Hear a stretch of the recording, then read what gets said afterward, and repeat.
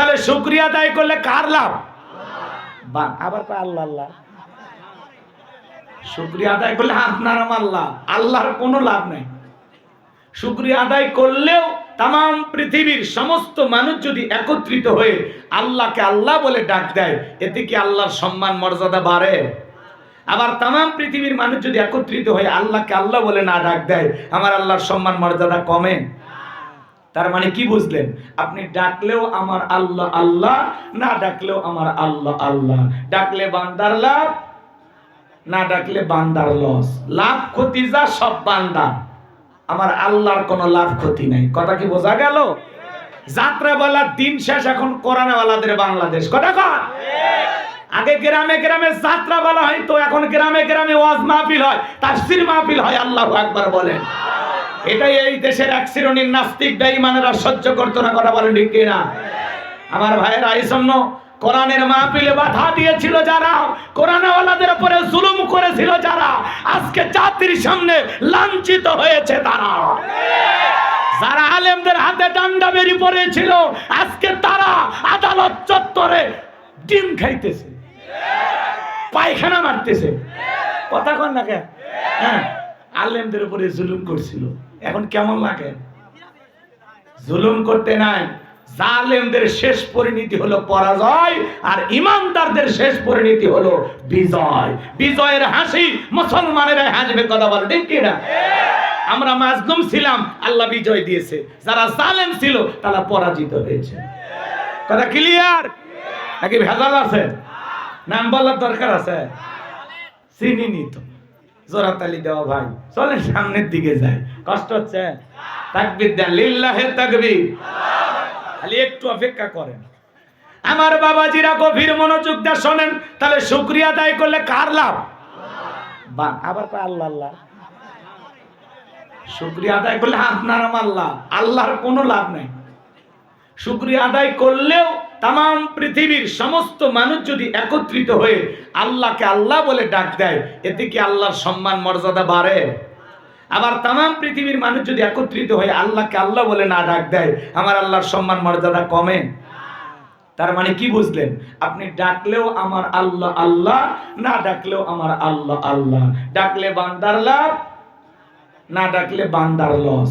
লাভ ক্ষতি যা সব বান্দা, আমার আল্লাহর কোনো লাভ ক্ষতি নাই। কথা কি বোঝা গেল? এটুকু মনে রাখলেই হবে। কেন শুকরিয়া আদায় করবেন না? এটা হলো কথা। ভালো করে বোঝার চেষ্টা করবেন।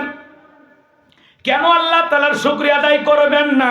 যে আল্লাহ তাআলা এত নিয়ামত দিয়ে পৃথিবীর জমিনে আপনাকে আমাকে রেখেছেন, পা থেকে মাথা পর্যন্ত দেহের ভিতরে তাকায় দেখেন, কোটি কোটি টাকার সম্পদ আল্লাহ তাআলা দিয়েছেন। এই পৃথিবীর জমিনে কত মানুষ আছে প্রতিবন্ধী, তার চাইতে কি আল্লাহ আপনাকে ভালো রাখে নাই?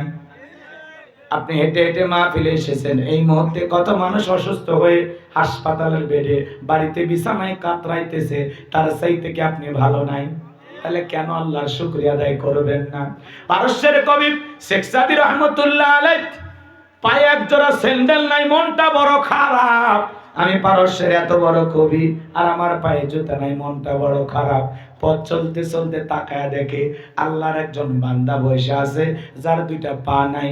আল্লাহর বান্দা শেখ সাদী রহমতুল্লাহ আলাইহি সিজদায় লুটিয়ে পড়লেন, আর আল্লাহকে কেঁদে বলেন, আল্লাহ আমার পায়ে জুতা নাই, আমি মন খারাপ করেছি, কিন্তু এই দুনিয়ার জমিনে তোমার এমন বান্দা আছে যার দুইটা পা নাই।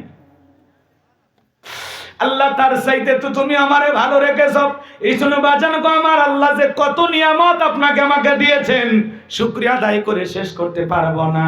এই জন্য আল্লাহ তাআলা বলেন, লা ইন শাকারতুম লা আযীদান্নাকুম ওয়া লা ইন কাফারতুম ইন্না আযাবি লাশাদীদ। নিয়ামত পাওয়ার পরে যারা শুকরিয়া আদায় করে, আমি আল্লাহ তাদের নিয়ামতগুলোকে বাড়ায় দেই। আর যারা নিয়ামত পাওয়ার পরে না শুকরিয়া আদায় করে, আমি আল্লাহ পাক তাদের নিয়ামতগুলোকে ছিনাইয়ে নেই। আমার ভাইয়েরা, এই পৃথিবীর জমিনে কত মানুষ দেখেন দুইটা চোখ নাই, আছে না নাই? আমি কুড়িগ্রাম জেলা একবার ওয়াজ করতে গেলাম। আমার আগে যিনি ওয়াজ করেছিলেন, বক্তা ছিলেন অন্ধ হাফেজ সাহেব। একসাথে খাওয়া দাওয়া করতেছিলাম, হঠাৎ করে বিদ্যুৎটা চলে গেল। আমি বললাম ভাই তাড়াতাড়ি আলোর ব্যবস্থা করেন। অন্ধ হাফেজ সাহেব আমার হাতটা ধরে বলে হুজুর আজ 52 বছর বয়স হয়ে গেল, আমার চোখে কোনো আলো নাই। ও হুজুর আমার মা জন্ম দিয়েছে, মাটা দেখতে কেমন আমি জানি না, বাবাটা দেখতে কেমন আমি জানি না, আমি বিয়ে করেছি বউটা দেখতে ফর্সা না কালা আমি জানি না। হুজুর আল্লাহ তাআলা আমাকে ছেলে দিয়েছেন, মেয়ে দিয়েছেন, ছেলেগুলো চেহারাটা কেমন আমি বলতে পারি না, মেয়েগুলো দেখতে কেমন হয়েছে আমি বলতে পারি না, আসমানটা কেমন আমি জানি না, জমিনটা কেমন আমি জানি না। ও হুজুর আয়নার সামনে দাঁড়ায়া বলতে পারবো না আমার চেহারাটা আল্লাহ কেমন করে বানাইছে। তারপরে আল্লাহর উপরে আমার মন খারাপ নাই যে আল্লাহ তাআলা পৃথিবীর জমিনে আমাকে চোখের আলো দেয় নাই, কঠিন কিয়ামতের ময়দানে আল্লাহ যদি আমার চোখের আলো ফিরিয়ে দেয়, সেদিনে চোখের আলো পাওয়ার পরে সর্বপ্রথম আমি যেন আমার চোখ দিয়া আমার মালিক আল্লাহকে দেখতে পাই। একজন অন্ধ ব্যক্তির সান্ত্বনাটা কোথায়? আল্লাহু আকবার, কি ঈমান, কি ঈমান! হাসরের ময়দানে চোখের আলো পাওয়ার পরে ওই চোখ দিয়ে যেন সর্বপ্রথম আমি আমার আল্লাহকে দেখতে পাই। অন্ধ মানুষ কোরআনের হাফেজ হয়, আর আমার চোখ আছে তাও কোরআনের হাফেজ হতে পারি। কত কপাল পর আমরা, কথা বলে ঠিক না? তো এইভাবে যদি আমি একটা আয়াতের আলোচনা করি 3 ঘন্টা চলে যাবে, এত বোঝানোর দরকার নেই, সহজ কথা। আল্লাহ তাআলা যা দিয়েছেন, যতটুকু দিয়েছেন ততটুকু পেয়ে খুশি থাকার দরকার আছে না নাই? নিজের অবস্থানে থেকে খুশি থাকেন। ফরিদপুর বাজার একটা ছোট দোকান আছে, আলহামদুলিল্লাহ, আল্লাহ শুকরিয়া আদায় করেন। কত মানুষ এই ফরিদপুর ডেমরা বাজারে দোকান দেওয়ার জন্য স্বপ্ন দেখে, কথা কয় না? আপনি বিদেশে যান, মালয়েশিয়া প্রবাসী, সৌদি আরব প্রবাসী, দুবাই, কুয়েত, আরব আমিরাতে যান, আলহামদুলিল্লাহ, আল্লাহ শুকরিয়া আদায় করেন। আপনার মতো কত মানুষ বিদেশে যাওয়ার স্বপ্ন দেখে, কথা বলেন ঠিক না? আপনি ভ্যান চালক, রিক্সা চালক, আলহামদুলিল্লাহ বলেন। আরে ভাই, এই দুনিয়ার জমিনে এমনও মানুষ আছে রেল স্টেশনে শুয়ে আছে মাথার তলে ইট দিয়া, আর আপনি তো একটা ঘরে ঘুমান, বালিশ আছে, খাট আছে, তার চাইতে আপনি ভালো নাই? কত মানুষ আছে কাগজের তৈরি করা ঘর বাড়িতে ঘুমাচ্ছে, যাদেরকে আমরা যাযাবার বলি। বিভিন্ন মানুষের কাছে হাত পেতে সামান্য কিছু পাইলে সেইটা দিয়ে তাদের দিনকাল যায়, তাদের চাইতে আপনি ভালো নাই? তাহলে সুখে থাকি দুঃখে থাকি সর্ব অবস্থায় প্রশংসা আদায় করবো কার? তাহলে জবান ছেড়ে বলেন আপনারা সবাই কেমন আছেন? আগামীকালকে কি দেখা হবে? আর কি বলতে হইতে জানি না, ইনশাআল্লাহ বলতে হবে। কি বলতে হবে? কথা কি বুঝতে পারতেছেন? ভালো রাখার মালিক কে?